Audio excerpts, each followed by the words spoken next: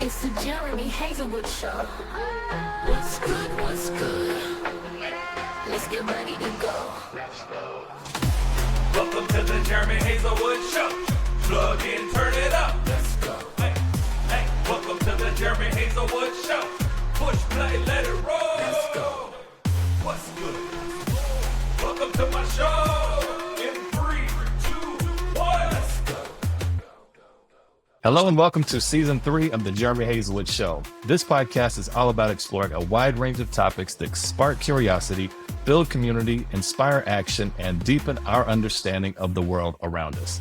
Each season, we will dive into a new theme, offering fresh perspectives and insights that are practical, informational, entertaining, and thought-provoking. Subscribe to or follow this podcast now by tapping the button on whatever platform you are seeing or hearing this. My whole mission with this show is to create a space where we can explore the questions and ideas that matter, bringing together knowledge from different fields of experiences. Throughout my career, I've been passionate about connecting people with the resources and ideas that empower them to make meaningful impact. This podcast is an extension of that passion where we can learn together and grow together. In Season 3, we're shining the spotlight on women business owners, the trailblazers, innovators, and leaders who are redefining what it means to build with purpose. Each episode will bring you stories, strategies, and inspiration straight from the women who are creating businesses that make an impact. This season, we're going to celebrate and learn from the powerful voices of women in business. Today's guest is Theresa Ward, founder and chief momentum officer with Fiery Feather. Welcome to the show, Theresa. Hey, Jeremy. I'm really excited to be here. Thanks for having me. Yeah, I wish I had like applause. I need to find like a button where I can hit applause and say, when I introduce folks. I have those buttons. It's tucked away No in a way. shelf right now. But as a facilitator man. of workshops and group events, I find myself pulling Yes. out tools like that. Get the boo button, the yay button, whatever you need to Yes. just insert that energy. Oh my gosh. Those would have all been incredible for this conversation. The applause, the boos, the yes, that would have all been amazing. Next season. Next season, we'll be ready to go. But tell me a little bit about Fiery Feather, first of all. Fiery Feather is a team effectiveness consultancy. And so we work with professional teams, any industry, any size business. We help them strengthen the 2 pillars of team effectiveness, which are structure, things like time management and goal setting and prioritization, role clarity, and also soul, right? The softer side of things, empathy, emotional intelligence, communication skills. So we do that through short-term events like lunch and learn, speaking engagements, workshops, summits, retreats, and also longer-term engagements like communication labs and ongoing, more immersive consulting opportunities. Yeah, that's great. It sounds like work with a purpose and making industries and teams better, which ultimately makes companies better. But what made you decide to start this company? What's the genesis of it all? Okay, so I always say that I'm an accidental entrepreneur. So unlike a lot of business owners, I did not have this secret dream to one day be my own boss or to lead an organization. I came up in a pretty traditional corporate structure. I did sales in the financial technology space, and then I helped with sales training. I did product and product innovation in that same industry, and then ended up developing and leading the product and the innovation training. So training and facilitation, I found, was really a superpower of mine. And I wanted to explore what it would look like to apply those skills outside of a very specific technical industry and more like exploring meta skills. So what are these transferable elements of our professional work that every human wants, no matter where you are? Early, late stage career, startup, big government agency, and everything in between. I just ended up here through some explorations, some good friends of mine in the business who said, yeah, we need help on a project and we don't really know what you want to do, but we're going to give you a chance anyway. And I think my entrepreneurial journey, what I just shared with you about what I do, that's draft 174. It keeps Yeah. evolving based on Hmm. what I am interested and energized by, what I need to learn, what the industry needs. I had to completely pivot during the pandemic, like a lot of us did, and I'll probably Yeah. have to pivot again in the next year or Yeah. two. So, Do you remember like that day that you were like, I'm starting this business? The reason I ask is because if you're talking to me about your business and kind of the changes, the previous work life, because that's what I guess a lot of entrepreneurs, it doesn't matter if you're young, mid-career, or older career, it's like you had a different life or career before you started this. And I literally remember like the day that I started my business, what was going on in my head and what was like, I'm doing it. Do you remember that day and what was going through your mind where you're like, I'm starting Fiery Feather? I think it was like different levels of the video game that Mhm. I unlocked over time. I want to hear about your big light bulb day. But the first day was I'm going to get out of corporate, right? I'm going to leave this Yeah. company and I know I need to go somewhere else. Yes. I just don't know what it looks like. Mhm. Then there was Yeah. oh, I'm freelancing. Oops, should I have an LLC? Should I have a logo? Should I have a business name? And then there was the Yeah. day that, the name Fiery Feather kind of came to me. And then later on, it was, oh, I'm a productivity consultant. And then later on, it was, Mhm. oh, I'm a team effectiveness consultant. So I don't think it was just Yeah. one day, but I'm Yeah. grateful for that. I'm grateful for all of those little lily pads that I was leapfrogging on this journey. What was your day like? Well, mine actually, I've started two companies, and both of them were connected to being laid off. So, Mm, my first company was actually a music production company, and I was going to start that anyway, but I worked for a telecom company, and everybody that worked for this company got laid off at this specific location. mm, So there were like hundreds of people. So I was like, I'm going to start this. It's a fresh start, and let me try this music production company. The second one was working for a marketing agency, working with nonprofits, and really loving that work and being laid off there. And I really loved that work. So like the very next day, I was like, I'm gonna start my own. So that was what it was for me. yeah. What I like about what you said, like I've been going to a lot of events here in Atlanta, as you know, because I've seen you at some of these events Yes. and talking to a lot of people, especially marketers, but not just marketers, but people in general who are experiencing layoffs and trying to figure out that next move. And I listen to what you said and even what my background is, and just like, am I a freelancer? Do I need a company? I don't really want to work for a company again. I want to work for myself. Some people have resolved that they are going to work for themselves. Some aren't really sure. What would you say to those people who may have gotten laid off or they're working at a job and there's like this itch to start their own thing? What would you say to those people? Yeah, I think it's give yourself grace and permission to try on different identities because the identity of a freelancer, a contractor, someone who has a side hustle, but is also just building that bridge with their stable paycheck, those are all acceptable and great places to be.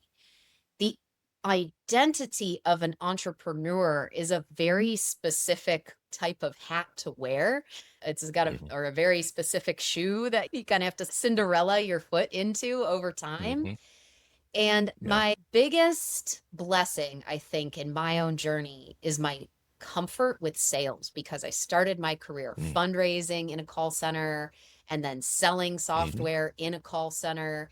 So the comfort Mhm. with sales and business development skills is something that I see in the way of a lot of very competent potential entrepreneurs. They just hate asking for business. They hate networking. They hate being out there Yeah. selling themselves all the time. And you have to Mhm. do that hard work and have those real conversations. You can't just Instagram and TikTok are not going to do all the work for you. I don't know. Maybe Yeah. that's And controversial shout because out. I know you've got like No, no, a lot no. of marketing It, strategy with those platforms, but that was my experience. yeah. No, but that it's all relevant. And shout out to the call center folks because I've worked in call center. That's how I started my career, if you want to call it Smiling as and well. That was dialing, like my baby. my job, smiling and dialing. That's it. I was in college and worked in a call center Yeah. way longer than I wanted to. And then when the Great Recession hit and there was no work, I found myself just in need of a job. And it's the last place I wanted to end up, but I also had a family. So I'm like, guess we're doing this again. And the sales piece is definitely helpful. There's certainly a lot of people that are entrepreneurs that don't have that sales piece, but I do think that, especially if you work in a call center, there's some kind of training that a lot of them provide that is, at least the companies I work for, that's really top notch and help you understand sales, how to talk to people. So it does give you kind of this, you're taking so many reps in sales Yeah. that it does make you a little bit more comfortable having those conversations, even if Yeah. you aren't necessarily a salesperson. Totally, totally. You learn how to hear no a lot, which is boot camp Hmm. for life, whether you choose an entrepreneurial Yeah. journey or not. And I Hmm. think that when you're verbalizing these conversations and pitching the value to these potential prospects or donors, whatever, over and over again, you really Hmm. learn how it feels and how it sounds when something authentic comes out of your mouth versus, Hmm. oh, this is just Yeah. the script, which I think is really Hmm. helpful for self-awareness and just being genuine and passionate about whatever you're selling. Yeah. And I like to call sales a career in rejection, because sales are what happen the least. Like you get like one sell, depending on your industry, out of every 100 calls or 500 pitches. So it's like, it's a career in rejection. And you have to really have thick skin, because if you don't have that, you're just not going to survive in Yeah, that, you builds know. So it's something resilience. where yeah, you build up this resilience over it. I'm curious, not necessarily for you because you just shared it, but like with other entrepreneurs, like what their background was, like, because I wonder if there's something about entrepreneurs or people who start their own business that have experienced like that rejection or perseverance. Like how were they tested to Mhm. start their own thing and just have either a confidence or knowing enough that if I keep going, rejection, the numbers of rejection say that there's eventually going to be a yes, like in sales. So if I'm starting my own path with my own business, it may be really hard up front, but eventually it's going to happen because maybe a career in sales or something is taught them that. Mm. Just something to ponder. Yeah, and I have seen the opposite where you have somebody who is Mhm. so extremely competent in their craft, whether that's, Yeah. graphic design or architecture, and they're such a deep, wise subject matter expert that of course, it seems obvious that people would want to work with them and want to pay Hmm. them for the value that they can provide. But because they're not confident in sales or networking or just any extroverted activity, then they tend Hmm. to bring on the partner. And there you have a whole Right. other dynamic and a whole other challenge, which Yeah. is one person whose burden is purely the sales aspect and marketing and Hmm. commission. And Hmm. then the other person whose job it is to do the work. And I don't know, this is, I guess, just like a entrepreneur beware message that Yeah. those 50-50, I don't know what your experience has been, but I see a lot of 50-50 startups with those two partners Hmm. go south really quickly because work Yeah. when you're running your own business or a small business is pretty much never 50-50. Yeah. Yeah. Yeah. Now I've seen that, and I've also seen friends go into business together, and Yep. sometimes it doesn't end well. Almost like a relationship, whether it's a marriage or just a really good friend. Like you come in, you have this vision, but then things fall apart, and it's really kind of sad because this relationship that Yep. you have with this person that started business impacted it because you've never done business together. All that aside, Yeah. well, I'm going to switch it a little bit. Okay. We're not going to dive into that. But so challenges, I do want to talk about challenges. So when you started your business, like what challenges did you experience? Saying yes to too much. Hmm. I didn't really have I wasn't picky enough. I spread myself really thin. And I think I did need that experience. I needed to figure out where is my sweet spot and where is just more on the periphery of the value that I can Hmm. add. What kind of clients do I want to work with versus, oof, that's not really my style. That's not really my value set. But when I Yeah. said yes to everything because of my own scarcity mindset, I spread myself really thin and then I started dropping balls, right? I would disappoint Hmm. my clients. I didn't deliver excellence and had to have some really hard conversations and say, hey, I'm sorry. I messed up. It's going to be late. Can we delegate this to somebody else? Really did not like the way that felt. And then made Yeah. made a commitment to say, okay, fewer, deeper, retainers is going to be the way to go Mhm. versus just this scattershot approach. That Gotcha. was one big challenge. I think the other was just not having the muscle memory around things like bookkeeping and those Yeah. financial metrics. Now that I have a template, Right. you ask for help, you get the Mhm. template. Shout out to Young and Scrappy, Michelle Waymeyer, who is Okay. a fantastic financial planner for small business owners. Could not recommend her more. Awesome. But once I had the template, it was fine. I don't mind doing the books. Yeah. I know you can Right. outsource a Right. lot of that stuff, but I just Mhm. didn't have that template up front. Yeah. Yeah. And I would say when people ask me what's the least favorite part about having my business, I think it's the bookkeeping piece because I still do it in-house, but I keep moving it on my calendar. Like it's Really? blocked off. I'm like, I'm gonna do that next week. Yeah, because Oh, I don't enjoy it. it's so Yeah, it's not satisfying for hard. me because I get to Yeah, see, like, did I meet my goals? Because I have a weekly yeah, cash flow goal, monthly, quarterly. hmm Did I meet my goal or did yeah, I miss yeah, my goal? What's coming down the pike? What were my billable hours? And it's, I don't know, it's a little bit of a, not a competition or a game, yeah. but if you have really clear metrics, it makes it less of a hmm drag and more of a, I don't know, it's like a really strong check mark on Friday afternoons before I Right. head into the weekend. Yeah, it's like you check the box, clean the hands, and either it's been a good week or we got to do better Yep. next week. Yep. And sometimes it's both. That's true. It's an and. That's true. Oh, speaking of, and I said and, this is the yes and. I know you have some background in improv. Yeah. You did your research, huh? Or did we talk about that Hey, before? I think both. I think I saw it somewhere and you may have mentioned it.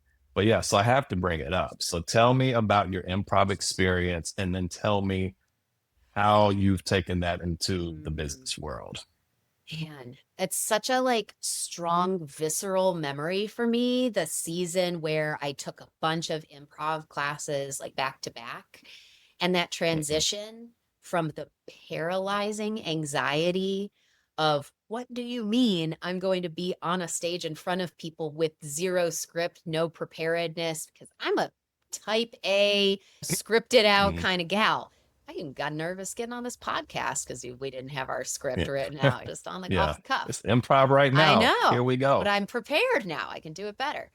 I think what it really taught me was true collaboration with other people in the moment Mhm. where you don't know what's going to get thrown at you, which just happens all the time in the professional space.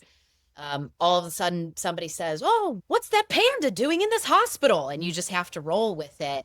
And to witness Yeah. the chemistry of collaboration and to not take that burden on yourself to ask for help, to voice, I don't know, what is that panda doing in this hospital, as a signal to somebody else to hmm say, I need you to step up here. I can't always be in Yeah. charge. I can't always be prepared or be in control of the situation. I think it made me a more dynamic professional. I think it made me a better person in just relationships, a better hmm conversationalist, the give and take. Yeah. Yeah. So I can't think Yeah. of an area of my life where it hasn't applied. Have you done it? Yeah. Actually, I did improv for a couple of Cool. years. Shout out to Whole World. Where'd you do your improv? High wire. I don't think it's around anymore. Hi, where? It was great though. Okay. Gotcha. Okay. Yeah. So yeah, I did mine at Whole World and was there for about 2 years. Very similar to what you're saying, though. It's certainly there's a teaming aspect to it because you rely on the other people in your scene to work with you to make it something that's great. And at times where you're not up to your optimal performance Mm, or someone throws something at you to say and they serve it up to you and it's perfect and then you blow it, someone else can jump in and help you out. It's also for me is very helpful in just listening very yeah. intently, understanding the surrounding, what's going on really before you respond. And then also Yes. the whole negating piece, because like improv, like you just don't negate someone. If you're talking about a panda over there, like I don't say that's not a panda, Right. that's a something else. Like you lean into it. Right. So in doing that, it Mhm. just helps you to be more of a support to the people around you. So Yep. even in my relationship, it's like Yep. understanding when someone's telling me something, my wife's telling me something, it's let me not negate it and give a different perspective. Let me just lean into that and see where we can go with this. So, I think it's helpful. I agree. It really it transitions the focus from the outcome to a focus on the journey. Like, let's just see what evolves here. There's a lot of Mhm. trust, not only in the people that you're collaborating with on stage, but there's this trust in sort of like the bigger entity, like the energy that's in the room. And I know that sounds a little woo woo, but that's Yeah. ultimately what I got trained in as an organizational relationship systems coach, is in the professional space to just see what's the aura of a team. Those are not the exact words Yeah. that the certification program uses, but it is Yeah. believing that any system of 5 actors on a stage or 5 team members working on a project, it has its own energy and its own intelligence. And if you step back enough and listen closely enough, the system has its own answers, right? It has its own Yeah. intelligence. You can, as a facilitator, like the work that I do, let the intelligence reveal itself, which is really fun. Yeah. Dear listener, check out improv. Don't run away from it. Just Agree. take a class, see if it will help you out. If Em- anything, it'll help you be more comfortable speaking to people. And I want to hope that you won't be as fearful when it comes to speaking or Embracing having anxiety on discomfort. stage. Yeah. Exactly. Yeah. Yep. Embracing the discomfort and having that help you challenge yourself and push yourself through the discomfort. Totally. So let's shift back to business. Tell me what you love about running your own business. Oh, naps. I Like, wasn't expecting that. oh Wow. no, Yes. just the ability to control my schedule based on my body's energy is Yeah. hands down the best part. So being able to start my day and schedule my meetings where I know what's going to work for my workout schedule, my sleep schedule, my meal schedule, walking the Mhm. dogs, all of Yeah. that.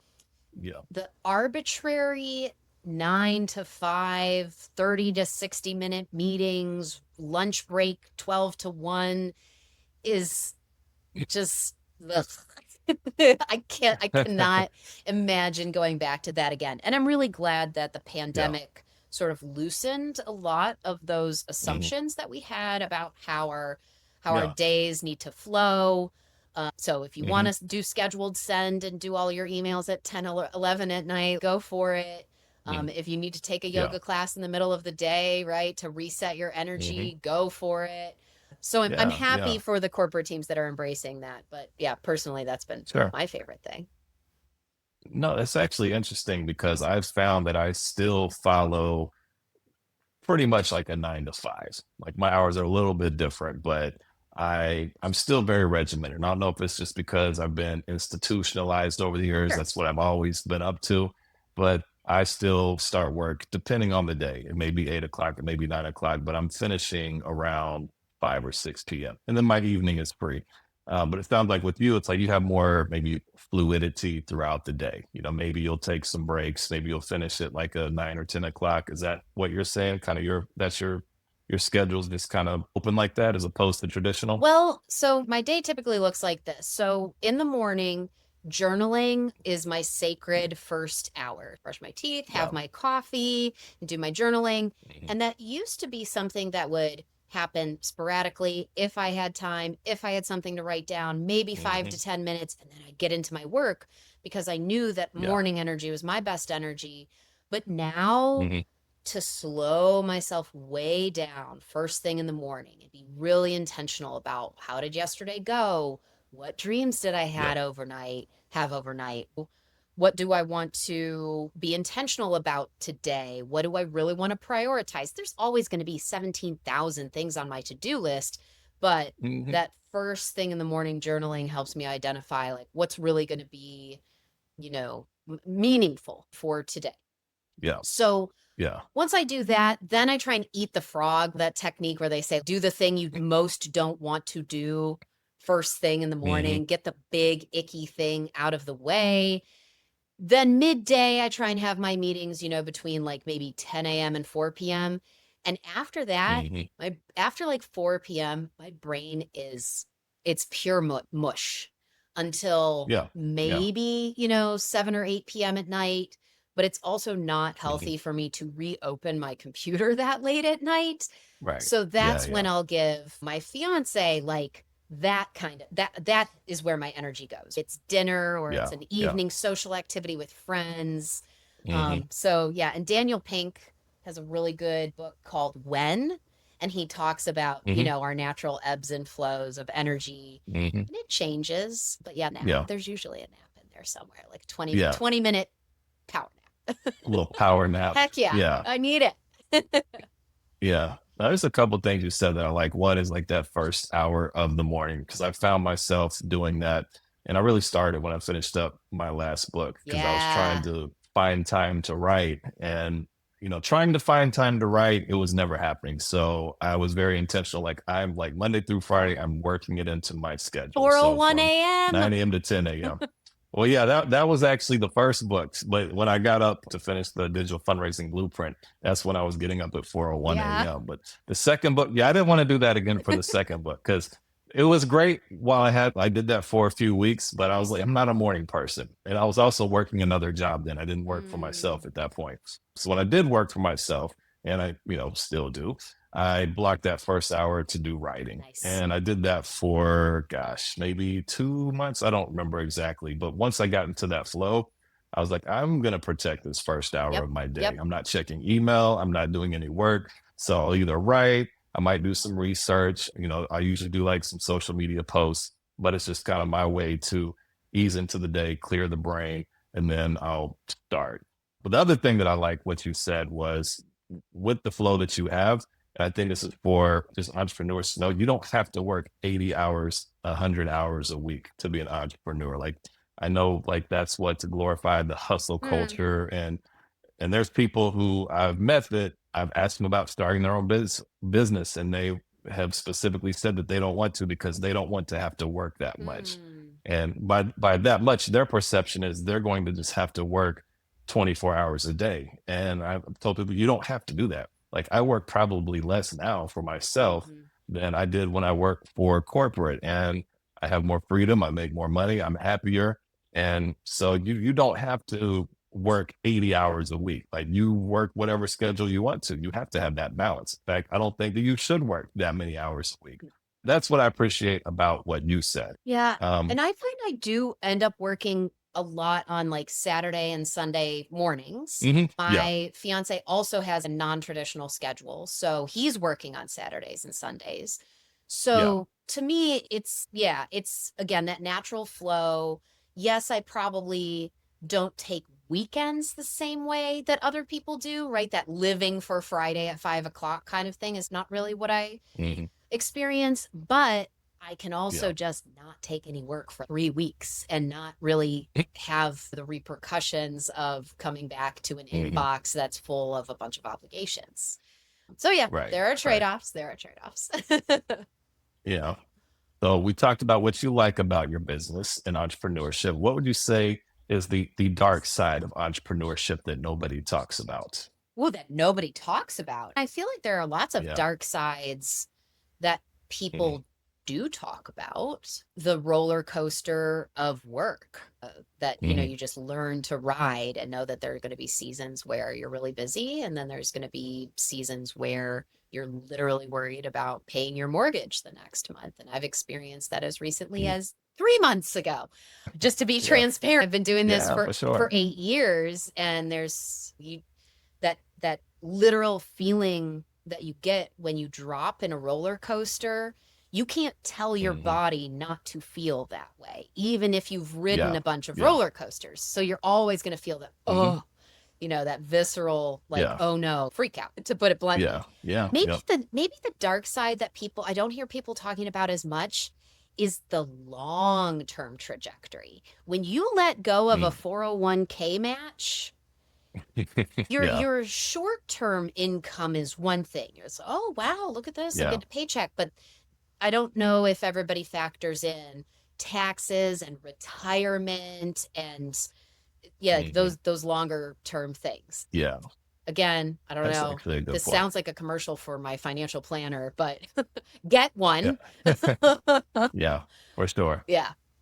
No, that's actually true. I would say for me, it's kind of the loneliness of entrepreneurship, especially if Really? you're a Yeah. solopreneur like Yeah. you and I are, because you don't have a team. Like I thrive best in teams and I Mm. love like being a part of a team. So even like my clients, I'm an extension of some of those teams, which is great. You know, you have the camaraderie, but when you're working on your business and business ideas, there's not someone as invested in your business as you like if you were to have a partner or a team Yeah. surrounding you, which also kind of opens the door for maybe like coaching or mentorship or something like that. But I don't feel like you're ever too late in your career or your business to have those resources. I don't currently have one, but that's the piece for me where it's like it'd be good to have someone to bounce ideas off of. And Mm. I guess there's Chat GPT now, but Ugh. someone who knows you, that's not a bot, someone with a heartbeat and a pulse. I think there are a decent amount of entrepreneurial communities out there, right? Where you have Yeah. these kinds of Mhm. conversations. I love that you're even doing the Yep. podcast to stimulate these kinds of conversations.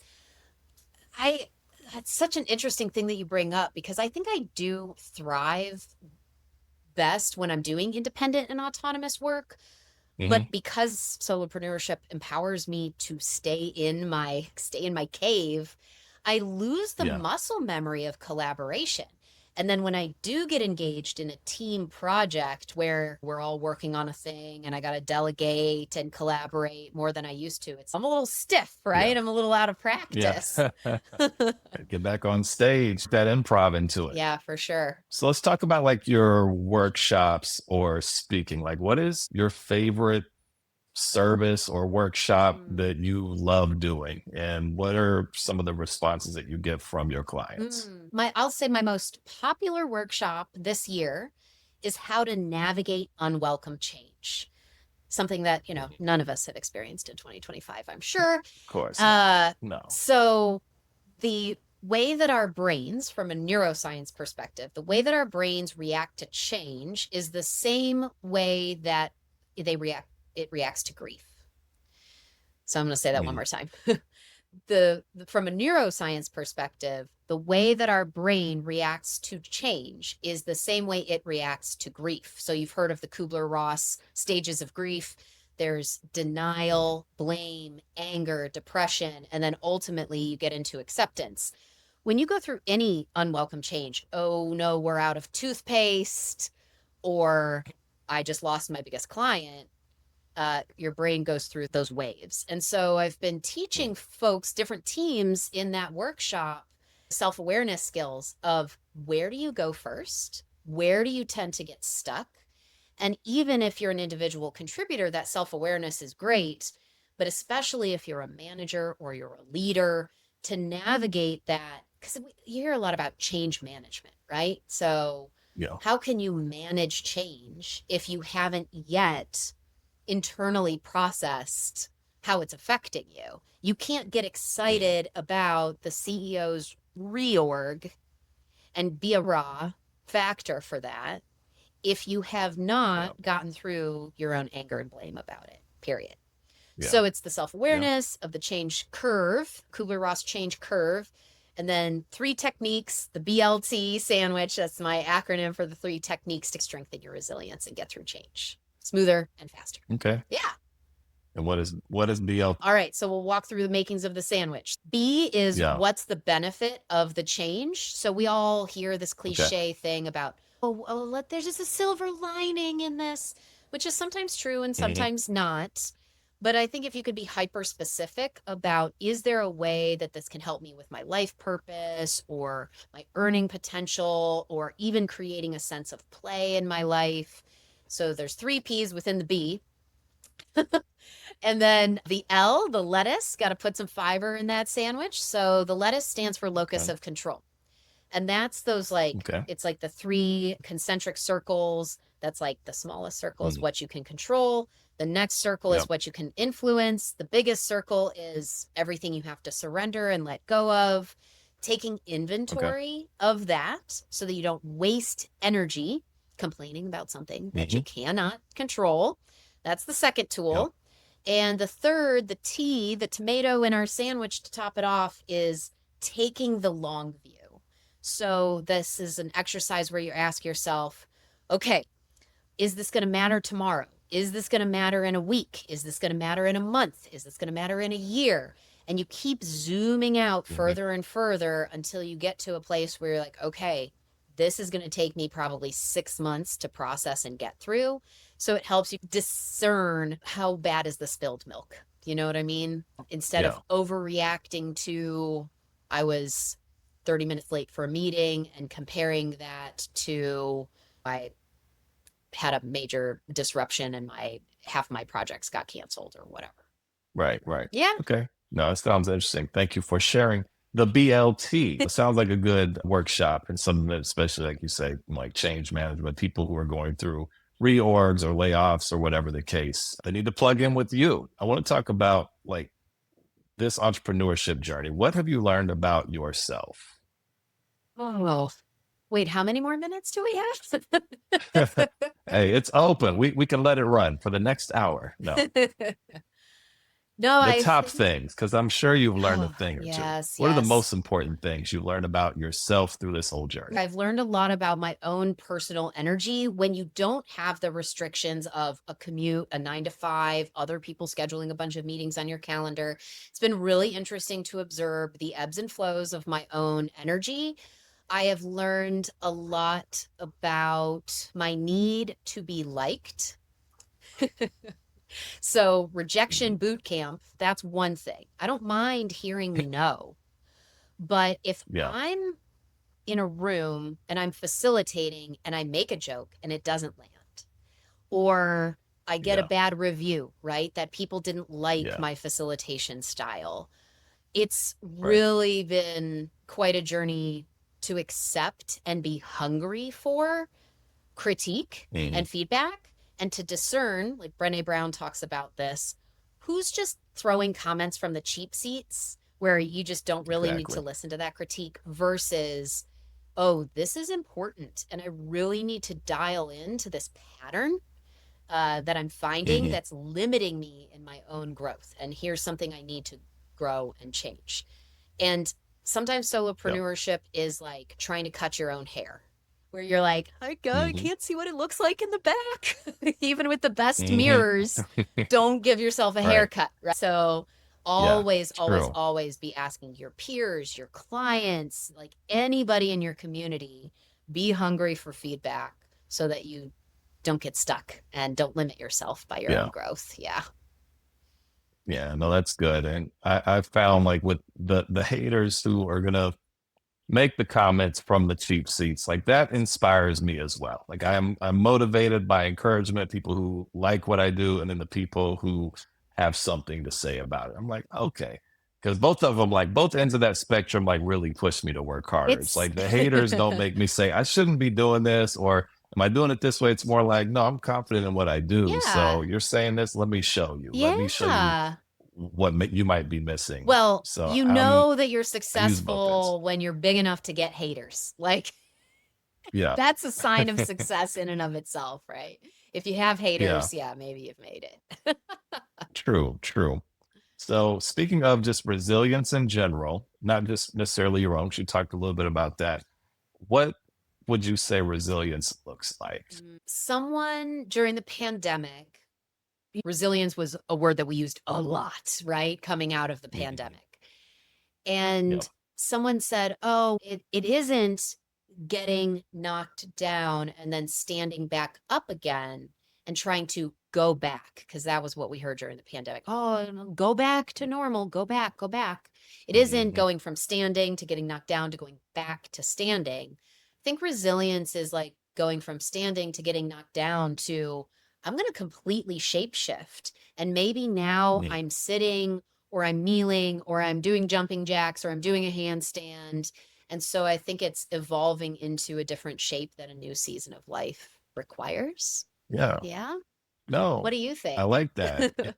No, I actually love what you said, because there's a lot of people who during the pandemic, because the pause button was hitting, they were like, I don't really like what I'm doing right now. And either people lost their job, or they were like, I'm not doing this anymore, and quit their jobs. Yes, because they had a moment to just pause and think about what they wanted to do. And trying something else that has been on their heart for a long time. I talk about a lot about passion and purpose, and I think the pandemic allowed a space for people to reset and really go towards lean into their passions and try to discover that purpose and that calling that they have in their life. And on the other side of that are people that are starting businesses or shifting careers or doing something that they never did because they had the opportunity now and they realize how precious life is Mm, maybe and that time is not guaranteed and there's no better time than now. So let's go after it. mm, That's what I like about you said. For me, perseverance is no matter what you're up against, never letting go of hope and acting upon that hope. mm. That is persevering. I've been through plenty of ups and downs in my life, and without hope, I wouldn't have been able to persevere. I have to hope that there is something better than what it is today. Because if I don't, then it's done. What's my motivation? But if I believe that today's circumstances are not tomorrow's fulfillment, then I'm going to continue to seek what tomorrow is. And that's the perseverance that's driven me. Yeah, I agree with you. So, I tend to be an optimist mhm, after you go through that locus of control exercise. So yeah, identifying, here is what I can influence, here's what I have agency over. That's where I'm going to channel my energy. I, and mhm, and setting those expectations of what can I impact instead of, oh, single-handedly, I don't know, going to solve climate change or something like that. It's, yeah, what are the yeah, realistic, where's your sphere of influence, right? Where can you make a dent in the universe? And then seeing mhm, those tiny wins, I think, right, gives you that ongoing hope and momentum. Yeah. yeah. Oh, I like what you said, Jeremy. Thanks. Okay. Well, thank you. So, last question here. If you could instill hope in another woman who's seeking entrepreneurship or Mhm. considering starting their own thing, what would you say to her? What a lovely question. It's easier to think of one person in your mind than thinking about Right. like Yeah. Yeah. all of the That's why her. Think potential. of her, this Yes, one person. yes. So your strengths and weaknesses are both wonderful assets for you to take the next step of your journey. Like, I think that for all of my own flaws and, what a terrible manager I was in the corporate space and a terrible listener or collaborator or whatever, fill in the blank, I think those weaknesses really made me a unique entrepreneur. So I would Yeah. say don't worry about one, fixing yourself or fixing your flaws or waiting until you have that specific degree or certification or title or level of Mhm. experience. I think as long as you're willing to commit to a very gritty, never ending self development journey, then whatever you have already with you in your suitcase is great to start walking on the Great advice. Thank you for sharing that with her. path. So we have reached the crucial time of the podcast where we're breaking out the clarity cards. I'm ready. I'm Okay. And I'm excited. going to pull one. This question is, what is your biggest distraction? Ooh, wedding planning? Oh yeah. That's the distraction though. That's the focal point, is it? Or maybe It's that's a good distraction. Who am I right. to judge your distraction? I'm just digging in, that's all. It is, I think it's a distraction from when I want to focus on, I don't know, just house projects, writing my book, Yeah. getting strategic entrepreneurial things done. And then the Yep. not.com will send me a message about a vendor or a checklist. So yeah, I Yeah, don't yeah, yeah. judge distractions as good or bad. Sure. It's just the Yeah. thing that will snake its way into my brain, and then I'll Yep. get latched on to a detail like the seating chart. And we're recording this in Mm. August, and I'm not getting married for another 10 months. So I 100% Okay. do not need to be Yeah. this level of distracted about it. But for Yeah. your All women good. slash bride listeners, I'm sure this is an understandable experience. So yeah, not good or Yeah. bad. It's good. Just like a Well, thing that's there on the edge of my brain. yes. Well, thank you. Thank you for answering that with such authenticity. Sure. Because that is a real distraction. Yeah. And also, thank you, Theresa, for joining the podcast today. Where can people get a hold of you and or your company? Fieryfeather.com is my website, so you can check that out. LinkedIn is the social media platform where I am most active. It is the only social media platform where I am active. So would love to connect with folks on there as well. Okay. And that's Theresa Ward with Fiery Feather. So thank you all for tuning in to the Jeremy Hazelwood Show. If you enjoyed today's episode, don't forget to follow or subscribe so you're always up to date when each new episode drops. Until next time, keep following your dreams to find your purpose.